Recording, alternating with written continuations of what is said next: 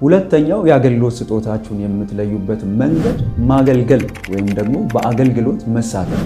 በየትኛው የአገልግሎት ስጦታ ነው የማገለግለው? እኔ እኮ የአገልግሎት ስጦታዬን አልለየሁትም ልትሉ ትችላላችሁ። ቤተክርስቲያን በምትከፍትላችሁ የአገልግሎት በር ሁሉ ገብታችሁ ማገልገል አለባችሁ። የእናንተ የሆነውን ትክክለኛ የአገልግሎት ስጦታ እስክትለዩ ቤተክርስቲያን በምታዘጋጀላችሁ በምትሰጣችሁ እድል ሁሉ በእነዚያ የአገልግሎት በሮች ገብታችሁ ማገልገል አለባችሁ። በእነኚህ የአገልግሎት ዘርፎች ገብታችሁ ማገልገላችሁ የእናንተ የሆነው ትክክለኛ ስጦታ የትኛው እንደሆነ ለመለየት እድል ይሰጣችኋል፣ ወይም ደግሞ የምትለማመዱበት እድል ይሆናችኋል። የእናንተ የሆነውን ትክክለኛ ስጦታ ለመለየት መጸለይ መልካም ነገር ነው።